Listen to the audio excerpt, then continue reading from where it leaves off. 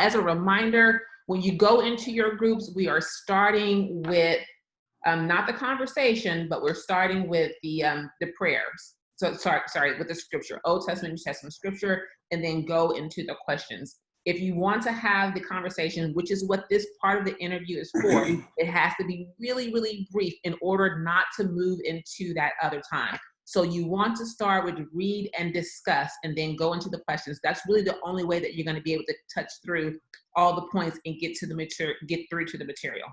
All right, I'm going to start by introducing the great Dr. Chelsi Ohueri. Chelsi, do I say that right? Because I always call you just Dr. Chelsi Ohueri West Ohueri. Am I saying it correctly? Yeah, it's Ohueri, and my sister-in-law is on here too, and she can tell you more about the story. How the actual pronunciation is closer to like a Ohueri, but that's not what my father-in-law started saying in the 80s. And so we go with Ohueri or something close to that. I'll let Ada chime in if she wants. Okay, I'll get with you, Ada. Oh, Ada, you're muted, but I'll get with you to find out how to say it. All right. So Dr. Chelsi she's a sociocultural anthropologist and an assistant professor in the Department of Slavic and Eurasian Studies with appointments in the Department of Anthropology and the Department of African Diaspora Studies. She researches race and racialization, belonging, structural inequality in the Balkans, primarily in Albania and in the US. She is currently completing her book about this research. A native of Jackson, Mississippi, West Ohueri received her bachelor's in sociocultural anthropology from Millsaps College in 2008. She received her master's in 2011 and her PhD in 2016 from UT Austin. From 2016 to 2018, she was a postdoctoral fellow in the Department of Population Health at the UT Austin Dell Medical School, where she researched health disparities and structural racism. Dr. West Ohueri teaches courses on race and nationalism, the anthropology of health and illness, and ethnographic writing. She is currently teaching on healthy inequality, and in the spring, she will teach on white nationalism and global race and racism. I would like to also add that Dr. Chelsi is the mother of two beautiful girls and the wife of attorney Justin Ohueri, who you'll meet next week. Y'all, it is, and she also teaches our TGA, the Gospel and Diversity course that we have here for Grow.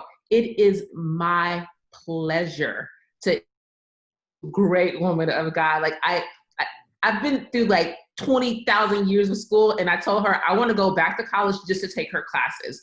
So it is my pleasure to introduce her to you. I know that you'll love her stories probably as much as I do.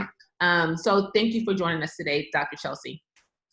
Yay. Thank y'all for having me.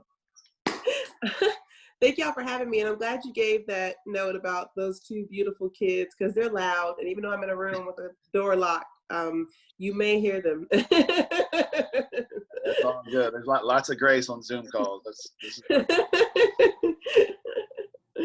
After that introduction, I'm trying to figure out how I got lucky enough to be the one interviewing you for this. Thank you for that introduction. That was a lot. That was too much, but thank you, Ross. I got a finance degree and played football at the University of Georgia. End of story. No, that is not true. Sitting here feeling massively underachieved right now. Whatever, Pastor Brett. Okay. Yeah. So, as a reminder, y'all go ahead and put your view on speaker view, and then mute your mics. So if everyone will mute their mic and then put it on speaker view, that way you'll see either myself or Dr. Chelsi as we're talking, and it'll be a better experience for you.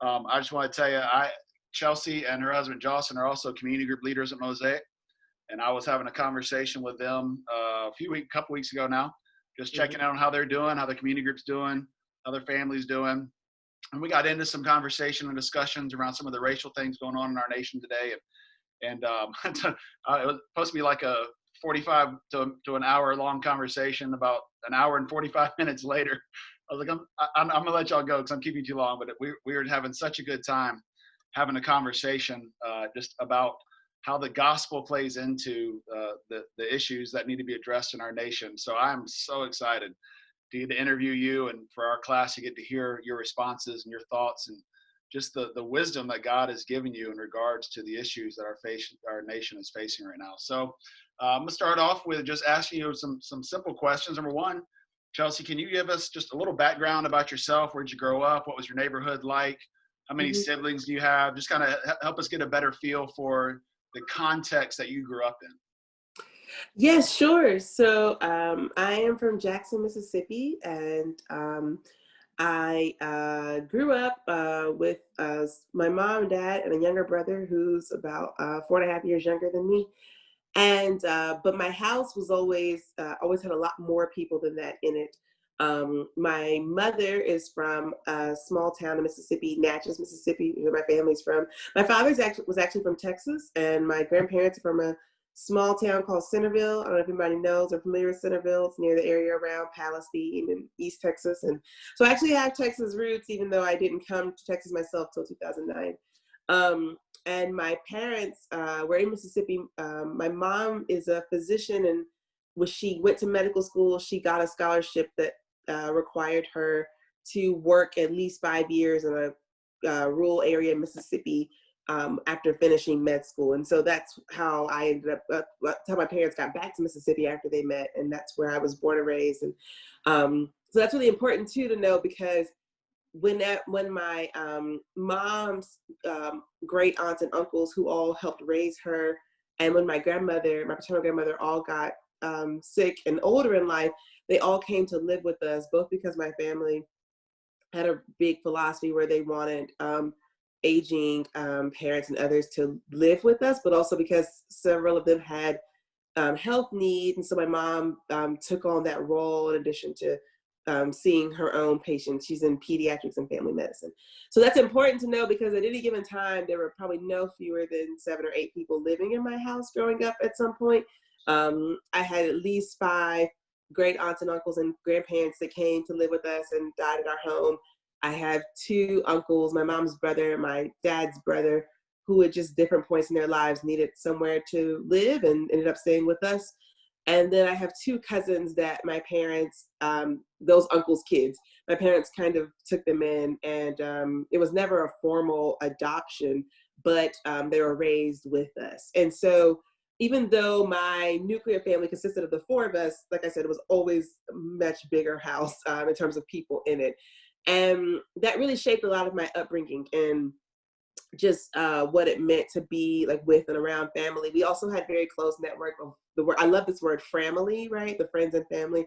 That was really key for us too, because all my family was either in Texas or in Natchez, Mississippi. We were the only ones in Jackson. And so my parents worked really hard to do that. And my dad always instilled a lot of in me about just what I was doing for others, and whether it be family or friends or the community, but just constantly thinking about what I was doing for other people. And that shaped a lot of my upbringing.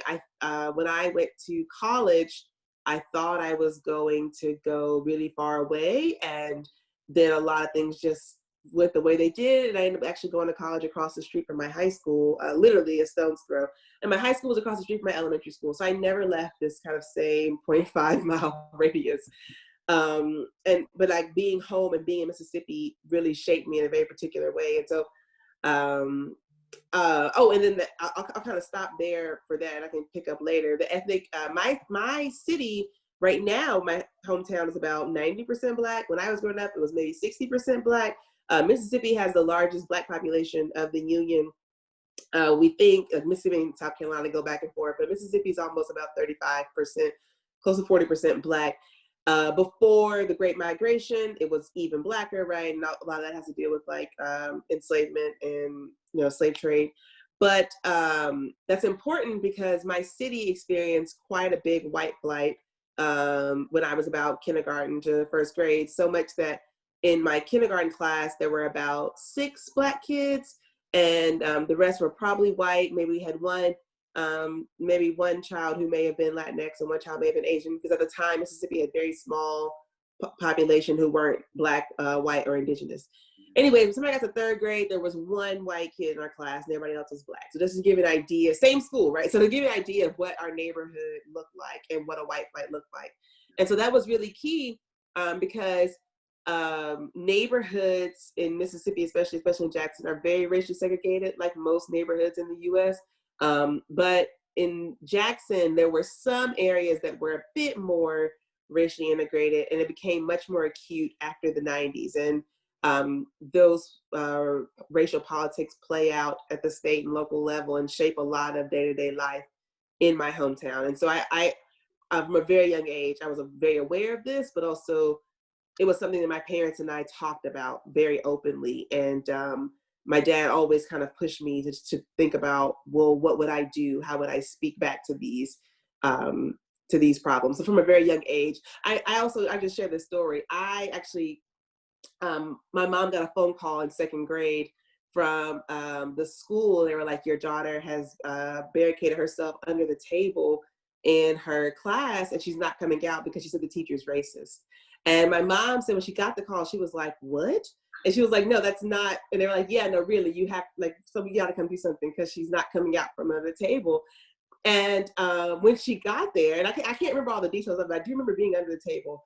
But when she got there, the teacher was very distraught because no one had ever called her a racist. And so my mom ended up actually dealing a lot with the teacher and like what had happened. And then later, though, we had a talk about what prompted it. And from what I remember, what my mom tells, there was a moment where I just became very aware in the class that they had divided us by ability. And me and one other girl, Amanda Patterson, who was Black, were in this section with all the white kids, and no other Black kids were there. And this was a gifted and talented program. And I got very angry. And I, looking back on it, I didn't have the language, and of course I was 7 or 8. I didn't have the language to say, what's going on right now is racist in practice, and you all are assuming the capabilities, because all the white kids got to go to this space regardless. And I don't even know if I remember correctly, they didn't have to do like a pre-test or anything. It was just assumed that they were going to be in the gifted section. And I was very upset because most of the Black kids weren't able to. And so anyways, just to give you an idea. Yeah, that's great. Do you think, because I mean, just knowing your wiring and your gifting and who God's made you to be, was that as much, do you feel like having that kind of awareness at that early of an age was just something almost like spiritually led, or was that because your parents had conversations with you about what was going on in the community, and like, was that just something you just picked up on, or was that something you had been in conversations of as far as like to be aware of, to keep an eye out for?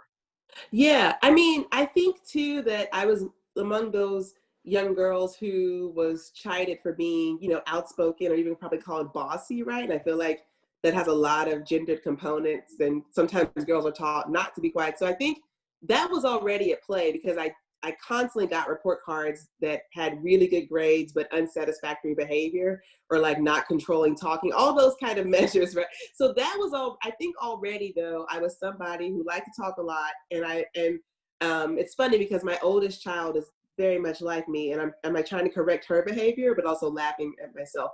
So I think that was part of it. Now that I have a child, I do see that in some ways there was, as I see with her, there was some component of like seeing things and naming them and speaking up and saying about it that I do think was God shaped. But I also think that from a very young age, my parents did a good job of distinguishing between, so some people are afraid to talk about race because they think that if we talk about race and if we latch on to these identities, then we're just going to affirm racist thinking, and so therefore we should distance ourselves from race. And my parents actually did a very good job of teaching me that there are things that happened in the past that have shaped our current moment, and we have to change what people think about what it means to be human. But to do that doesn't mean we distance from it, but rather we go ahead and talk about these issues as it relates to race. And so I think because of that, I felt that I could say something Because, and actually I felt that I should say something because this was not right. Also too, my dad and my mom both, in telling me about their experiences growing up and talking to like me and my cousins and my brother, that we needed to make sure that people did not make assumptions about us and our abilities because we were Black. And so I was often aware of that too. My cousin graduated at the head of her class from a high school in East Texas, in a city called Elkhart. Everybody's familiar with it. And she finished #1 in her class by GPA and grades, but she was also the first Black student to do that. And so when they recognized that she was going to be the valedictorian, they went back and changed the rules and said that only somebody who had been at the school all 4 years could be the valedictorian, a rule that didn't exist. And she had happened to transfer in at the start of sophomore year. And so they allowed her to speak at the graduation, but they made her finish third. And again, that's something that we talked about that. And my parents, I didn't have the full context until I was in high school myself, but we were able to speak about things that were not fair. And so I think too, Jocelyn and I try to think about what is very kid appropriate language to speak with our daughters, but not not to necessarily feel like they're weighed down or make them feel like they have to go solve all these issues, but to let them know where we are and how do we work against these systemic injustices. Yeah. Wow. If your mom and dad ever come in town to visit, let's arrange a meeting.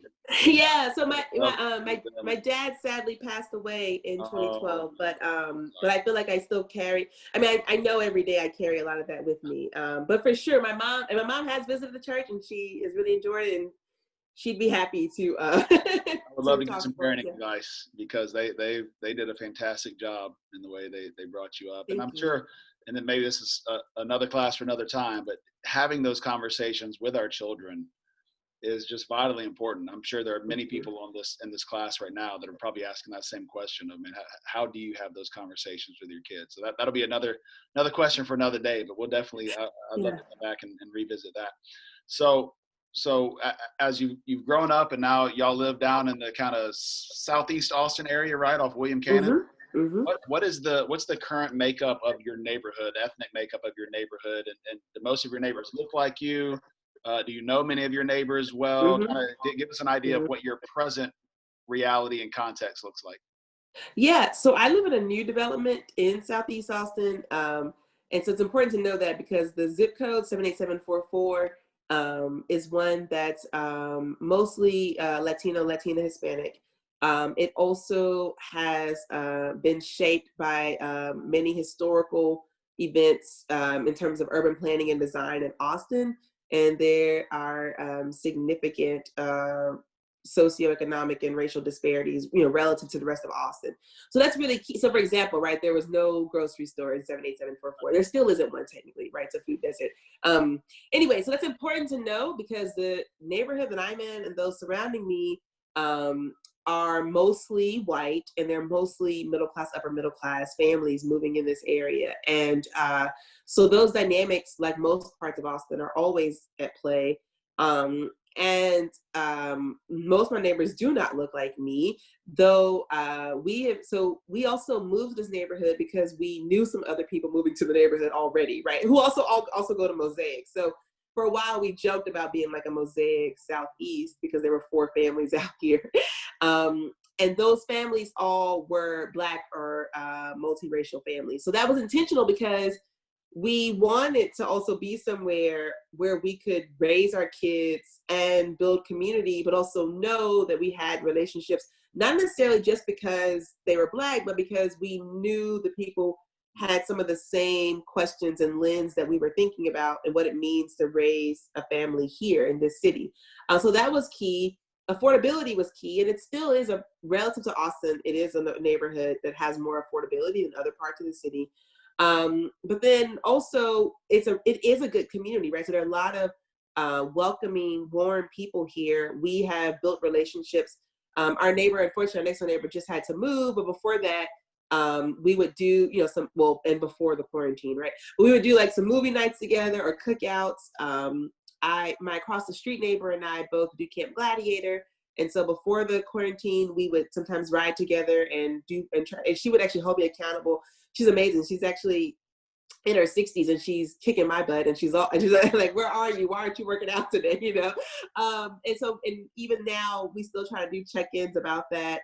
They're the kind of people too that I feel like, we'll check in when we had the baby and things of that nature. And then, like I said, we've been very intentional with our friends that were already here, and they're who are also part of the community group, and then through them I feel like we meet other neighbors. And so just yesterday our neighborhood planned an event for the kids to socially distance camp in one of the neighborhood parks. And so that was great because we got to, and I feel like we're on name basis with most of our, or not most, with a lot of the neighbors that we do interact with, right? We can catch up and talk about things and hold conversations.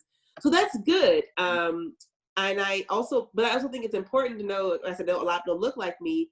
A lot of my neighbors have never had a Black neighbor, right? So, one of our neighbors made a comment once about us, and I think he thought he was trying to say something positive, but apparently some of his family members are racist, and in getting into an argument, he was like, well, you ought to meet my neighbors because they're a professor and a lawyer and they're so articulate and they'll do this and that. This is not what Black people are like because my neighbors are so smart. But it was a very odd moment for Jay and I to be like, oh, okay. And so it's clear to me too that some of my neighbors have brought in their ideas about what it means to have neighbors who don't look like them, right? And so we're very aware of that. And at the same time, we have an amenity center because there's a lot of things that our HOA invested in. I've already been asked once before why I was there by a neighbor, right? And what I was doing in a space. And so I say all that to say that neighborhoods especially carry their own racial dynamics that are not just about individual relationships to one another. And so that's something we're, always thinking about as we try to build, community here. Yeah.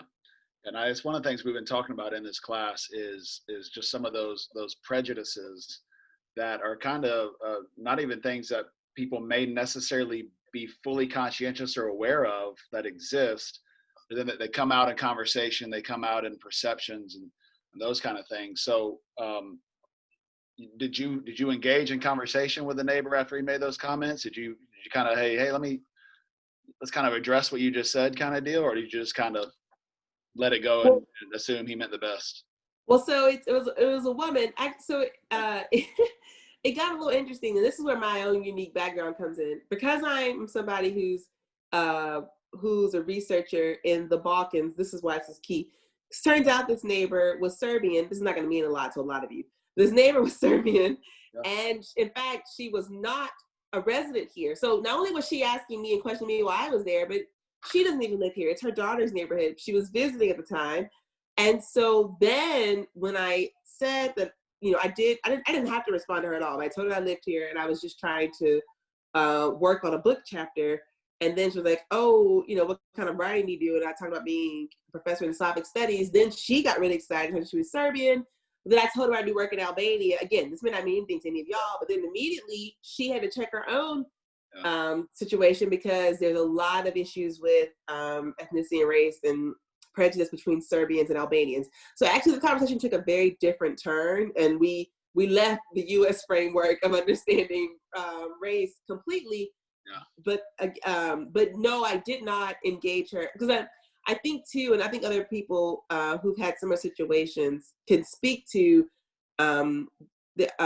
this burden of feeling like you have to both justify your existence and who you are, but also to coddle the person who made the accusation so there won't be a type of eruption because of the racism. And there's a constant thing that a lot of people of color deal with.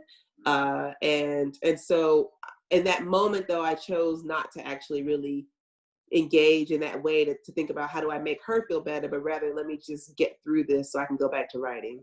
Yeah, I was actually referring more. I mean, I appreciate you sharing that. I was referring more to the neighbor that said you should meet my neighbors who are, Oh yeah, no, I totally didn't engage him. Gotcha. No.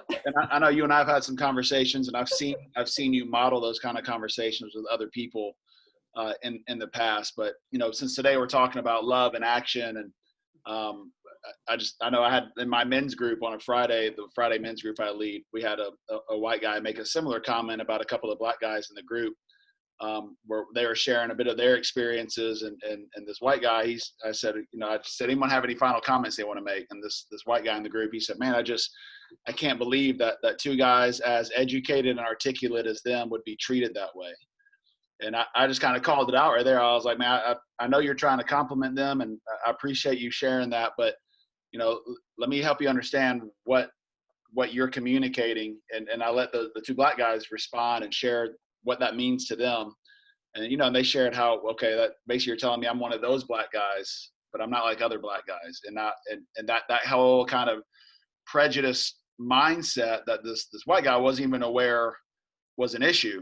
But as we called it out and brought it up, then there was this amazing moment where they were able to kind of share with one another and kind of meet each other in the middle. And the two black guys very lovingly just kind of helped him understand why that kind of a comment could actually be problematic for a lot of people. If they didn't know him, if they didn't already know kind of his heart and who he was, it could have been a bigger issue than it was. So I'm just thinking through the lens of love and action, of the ability to engage in those moments, but we got to be in a relationship with people. Like you couldn't just step in with a Slavic woman and say, "You better check yourself, woman." It was. But being in a relationship with your neighbor, I just wondered if there was a conversation there, and if so, Well, so I think too, in that moment, knowing what he was saying and how he thought he was trying to refute, comments from others. In that moment, we didn't step in and say anything. But I also think he is a good example of somebody that eventually a conversation like that could happen. What you just shared, though, actually, that happens a lot with some of my students. And the ways I try to model that is actually to get us to take a step back. And so not even focusing on one student, right? But just getting everybody to take a step back and think about how we're defining and understanding race and racism. Because for a long time, not even just for, this is not just for white folks. For a long time, we can look at writings of people like Booker T. Washington. There were really tightly held beliefs that if we, as Black people especially, but even for others broadly, could just get white people to see our humanity, if we could just show them through our own education and learning and behavior, right, that we are just like them, then racist systems and racism will go away. And that's not to simplify the words of Booker T. Washington, because that's not everything he said, but he is an example of some writings where you do see more of this emphasis on getting people to behave a certain way. And so what that person said, in your example, was a surprise and a shock, because at some level, he too was both distinguishing between types of Black people, but he also, at some level, he expected to see the same, that if somebody was educated or articulate or earned or, whatever, category, then they would not be mistreated. And I think, so part of it too requires us to just step back and think, well, why do we think that? And also really question if that's the case, which is a very difficult question to ask. And it's also a difficult question to realize that, no, that's not the case. Right. Yeah, it's not. And that's one of the things we started with week one in here, was like a theological framework for why racism and prejudice exists in the first place. And it's the seeing people unlike you as other than, not as equal in dignity, worth, and value as an image bearer of God. And that was the conversation with the guy, where our conversation with my men's group, we went to that. Like I told him, I said, whether they're educated or not, no one deserves to be treated that way. That's devaluing who God has made them to be as human beings. Of course, he apologized and was very, very repentant and apologetic, but it ended up being a beautiful moment for our men's group. And the relationships with those guys are stronger now than they've ever been. So for the sake of time, I'm going to skip down to a couple questions. I know there was a story I was going to ask you to share, but you've already shared a couple really good stories. So I'm going to jump down a little bit to more of how we can get into the action part of it. And by jumping into this, so the use of the term, the use of the term white privilege is something that has gone around, has been thrown out there. I know a lot of people kind of have knee-jerk reactions to that. I have a lot of friends who are white. When they hear white privilege, they immediately get defensive, and start to push back on that. And so I wanted to just ask you, as someone who teaches what you teach and is experienced and versed in just the topic of race and injustice as you are, why do you think terms like white privilege get thrown out there? Why do you think there's such a knee-jerk adverse reaction to that? Yeah, so I'll try to keep it short. I think a lot of it has to do with people's. So there's two things. For those who took the Grow class know that I always talk about learning and unlearning simultaneously, right? So I think there's a lot of unlearning required before people can even receive and learn what white privilege is. And part of that has to do with the fact that very rarely are people taught about the codification of white supremacy in this country, right? So people are taught that slavery was a part of this country. People might be taught about Native American genocide. People may be taught about some laws based upon race, but very rarely do we get a good framework of understanding that it wasn't just that we had enslavement in this country, but rather the laws and the codification of these laws were written about whiteness, right? And that the degrees and levels of freedom and opportunity were shaped by whiteness and by gender too. But that's a conversation. But the point is, though, is that that's really key, because when we're talking about white privilege, it has nothing to do with hate. It has nothing to do with ill will. It has nothing to do with even negative feelings about other groups, but rather it's understanding the ways that those racialized as white were privileged and had access to resources and power and opportunity that those who were racialized as non-white did not. And recognizing that racist systems in this country were designed by a type of racial hierarchy that privileged whites at the top and that had blacks at the bottom. And so, in understanding that, that doesn't mean that every single person had money who was white. It doesn't mean that people who are white didn't work hard, right? It doesn't mean that people who are white earned something that they didn't deserve, but rather it should turn our attention more to the fact that because of that type of codification in that system, what does that mean for access, opportunities, and power for folks who are not white, right? I think, though, at times the knee-jerk reaction can come, especially from white people, because then there's a question, there's a misunderstanding of privilege to begin with, but then also there's a resistance to thinking about a system that advantaged people who were white. Because in this country too, especially post-1960s, there's so much talk on individuals and individual work, individual liberties, individual rights. And especially since the 1960s, white people in this country are often thought of to see themselves as individuals and not as white.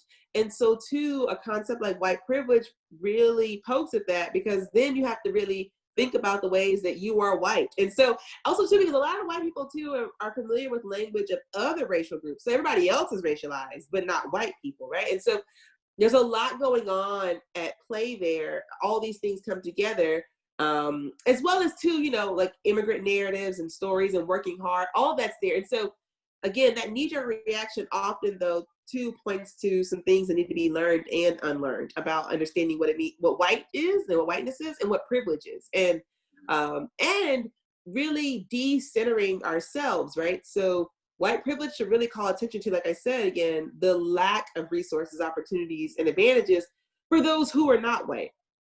Yeah. So in other words, the term white privilege, if you and I were having a conversation and we were talking about that, it's not necessarily you're blaming me for being white or saying that my being white is a bad thing. It's simply pointing out the fact that there's a system that exists that gives certain people advantages and other people disadvantages. I remember in one of Dr. King's speeches, he talks about just the idea of the American individualism and hard work and the American dream, and talks about the pick yourself up by your bootstraps. Then he makes a comment of, but when you take the straps away from one group, but keep them with the other, it's a lot easier for one group to pick themselves up by their bootstraps because they got them to be picked up by the other. Exactly. So it's not necessarily something that I, as a white man in America, who really by the history of our nation, as a white male in America, I'm kind of at the top of that hierarchy of privilege and access and power and authority and those kind of things. when you say white privilege, you're not telling me I should be ashamed of myself, or I should feel guilty, or I should hate the fact that I'm white. You're simply saying I need to be aware that this system's in place, and that I'm in this place within that system, and I need to be more aware of how I use that place and the power and the privilege that I do have access to elevate others, to basically create a better system around us that provides access and privilege to all involved. Absolutely. And I think too, one of my favorite writers is James Baldwin, and he writes quite a bit about whiteness.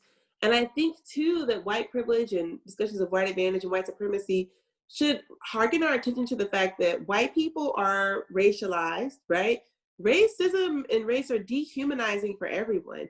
So the idea of race is built on this notion that there is a racial hierarchy around who is most human, right? And that system has completely dehumanized all people. And Baldwin writes very eloquently about what whiteness even does to people who think they're white. Because what he's ultimately saying is there is no most human, right? We're all human, but it has ruined everybody, right? And so I think too that even understanding that hierarchy and understanding like the position of like a white male, that's very important.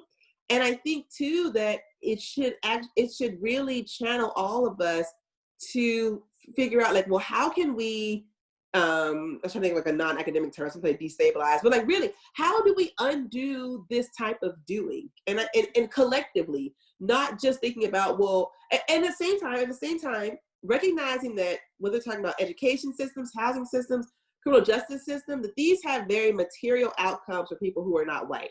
So we both have to undo and think about this system, and and at the same time know that there are some actual actions that we need to take that are going to require us to focus on non-white people because of where this system has us now. And those two things have to happen together. Yeah, amen to that. And that's why what I love about the class we're doing here is it's race, injustice, and discipleship. And so we're bringing the gospel lens into this, because everything you just talked about is rooted in a Darwinian evolutionary theory that basically says the white male American, or the white male European male, whatever, is the most evolved. The African is less evolved. And that's where you end up with Jim Crow laws and three-fifths of a human. And that's why the founders of our nation can say we hold these truths to be self-evident, that all men are created equal. But what they really mean is all men who look like us are created equal because of the evolutionary theory. And so bringing the gospel in, and the image-bearing vocation of humanity that God has designed us for, bringing that into the equation is, in my opinion, how we move forward, by recognizing if this is what our system is saying, that there are certain people who are more human and more advantaged and more privileged than other humans, that is not the kingdom of God. Right. So I'm not approaching this from I need to feel guilty as a white male in America. It's, man, I need to feel brokenhearted over the fact that God's design for humanity is fractured and not functioning the way it was supposed to be. How do I become a minister of reconciliation? How do I step in to bridge that gap and to fix that place that's broken?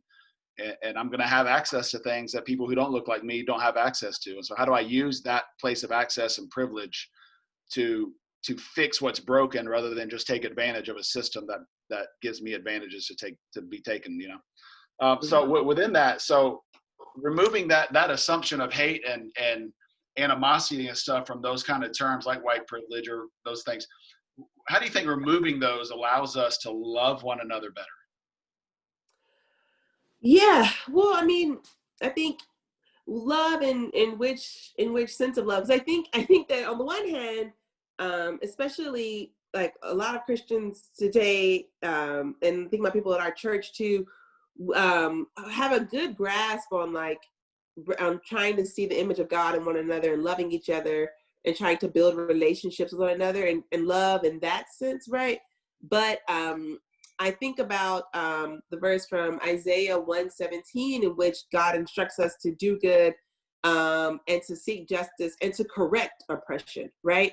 And that kind of action, I think, requires a type of active love that extends beyond how do I relate to and build relationships with this person next to me, and more about how do we correct these oppressive systems, and how does love motivate us to do that. And so I think a lot of that has to do with, yes, having these conversations and actively listening and learning and engaging, but then actively holding each other accountable, holding our leaders accountable, holding elected officials accountable, constantly bringing up race. There's a huge discomfort with race in this country and globally, largely, right? It's a huge discomfort. And so people keep bringing up race, or language like keep playing the race card. Like, well, yeah, we have to keep playing the cards. All the cards are racist. Everything's right. Yes, all the cards. so part of it too is that kind of routine, continual, intentional action that's motivated by love to see this out in something new. And that's much more easier to grasp at very local levels. If we're talking about this at a very broad national level, yeah, we're having national conversations sometimes, but in very local, actionable ways, this is where this kind of work gets done, right? And recognizing that we can really begin and sow these seeds now, but we're talking about generational projects. These are not overnight solutions, right? And this is not just even about, making friends that don't look like us. That's part of it. And for sure, 3 generations ago, we wouldn't have had so many friends that don't look like us, right? Like my grandmother saw one of my slumber parties when I was little, and she was shocked because 6 white folks brought their kids over to spend the night at our Black house. And I don't even know if she knew what to do with herself, right? Because she just didn't know that so that's huge, right? That's big. But what we have to do is be able to simultaneously think about those kinds of actions and steps we take in building and fostering community and relationship. And then at the same time, how do we think about changing the ways our communities, neighborhoods, schools, societies look? How do we actually think about a real dream of racial integration in schools, right? Because we don't have that. We have the end of state-sponsored segregation. We had some forms of desegregation, but we don't have integration in most schools or neighborhoods, right? How do we begin to really get at these very thorny issues around neighborhoods and schools? How do we get at these systems that profit from prison labor that's mostly Black and brown, right? Disproportionately Black and brown. Like, those are the kinds of things and policies and changes that love really has to motivate us to do, while at the same time we are trying to build connections with one another at our church or in our neighborhoods. Yeah, I love how you connect love and action. Mm-hmm. I mean, when we think through the gospel lens, it's for God so loved the world that he gave his only son, right? That kind of gospel love is always associated with action.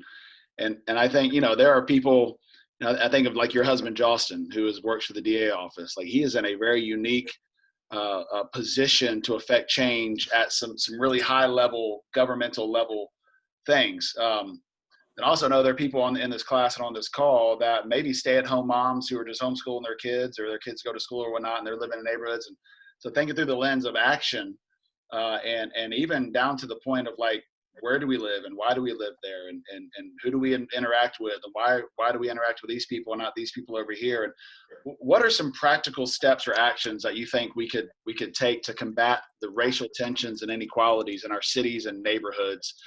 And love one another, that kind of actionable love. So I love the idea. Yes, there's a national conversation going on, but like, to really see change in our lives, it involves our neighborhoods, our city, our community. So what would you say are some practical things we can do? Yeah. So I think 2 things come to mind. First, there are already a lot of community organizers, and many of them who are non-white, who are trying to address these issues. And so in many ways, we could champion more the work that's already being done at very local levels, and who's leading that work, right? And I say that because we had somebody take the Grow class once that Melissa and I teach, and they shared with us afterwards that in a time, and this is a white family, they felt convicted about neighborhoods and race. And so what they thought was the solution was to go and rent a house in a predominantly Black and brown area, because that was going to then change what was going on, right? But what happened though was that there was a resistance to them being there, and they did not feel like they were able to connect with people. And in fact, it shaped the situation such that afterwards they felt worse when they went back. And I told them, I was like, yeah, well, part of that too though was the assumption that So recognizing that our neighborhoods are racially segregated is very key. But the assumption that you physically going over there, as opposed to maybe thinking about what other steps you could have taken, that was probably the first misstep. And that your heart is in a very good place if you're thinking, hey, this is what my neighborhood looks like. I want to go be over here. I want my kids to see more than just white faces. That's a good place to be.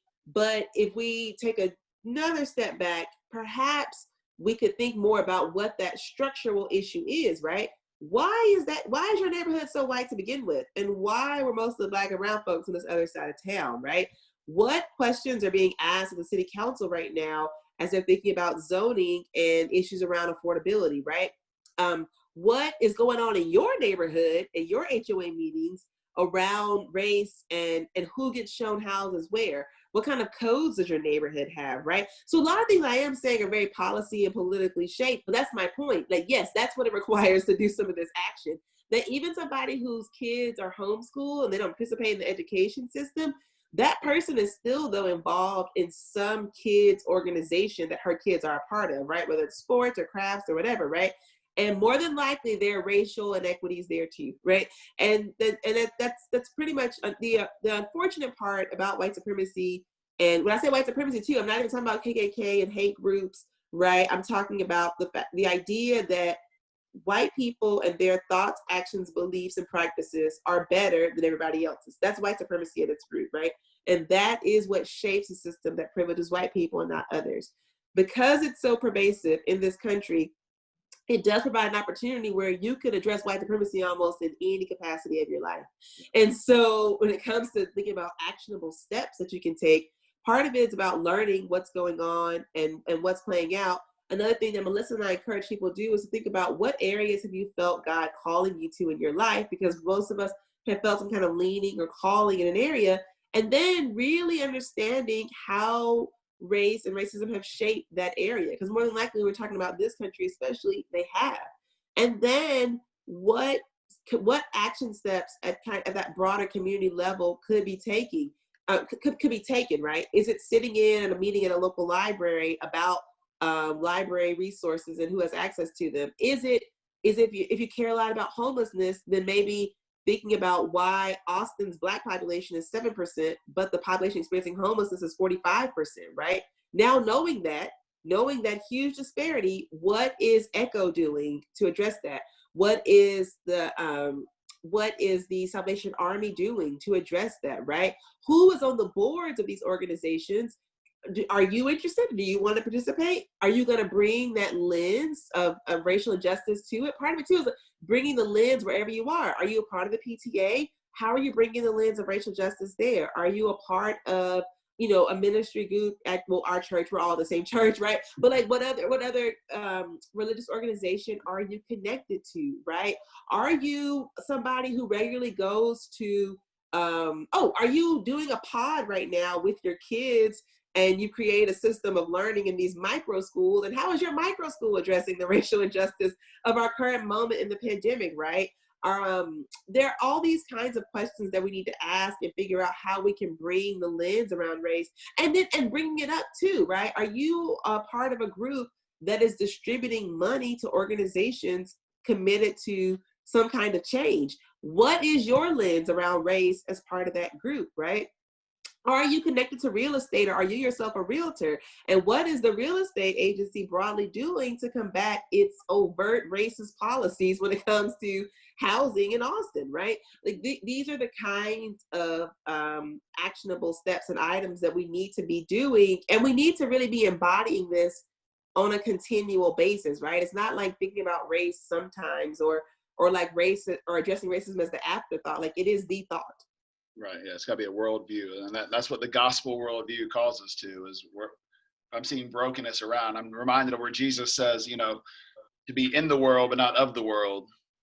And so we're not of the world. We're not fitting in with the mold of the world. We're being transformed by our minds, but we are called to be in the world. And especially right now with the COVID-19 stuff, there's so much isolation, and with American individualism, it's kind of like, well, as long as my little world is good and comfortable and okay, then I'm just going to kind of keep going with what I'm doing. what I hear you saying, and really what the gospel calls us to, is no, we've got to look outside of ourselves and think through, man, where are the dead and broken places in our world, and how do we bring the resurrection power, truth, and justice of the gospel to bear on those things? So that requires us educating ourselves. That requires us taking steps and taking action out of a place of gospel-centered love. And Yeah. I love the idea, and I think that's something God clearly has called us to as a church. And so I want to thank you, Dr. Chelsi, for sharing with us. We went a little long on our time, but what you're saying was so amazing. I wanted people to hear that. So I'll tell you, for our breakout groups, we're going to extend the time a little bit because we got a little more space in between services. So instead of stopping this class at 12:30, we'll push it to 12:40. So y'all have enough time to do your breakout groups. So this is Dr. Chelsi. A round of applause. Say thank you very much.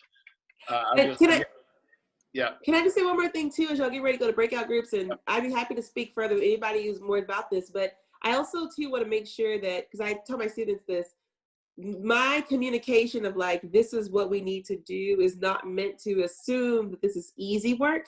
And I also want to give space to acknowledge how difficult and hard this can be. And I think part of it too is being very honest with ourselves about that, because many of us too often want quick solutions. We want to build a habitat house in 2 months and move a new family in and solve all the problems. And that's really good when it is good, but this is long work. It's very difficult, and there's a lot of undoing that happens with the doing. And so just continuing to remember that and being open with ourselves and each other about that is very necessary.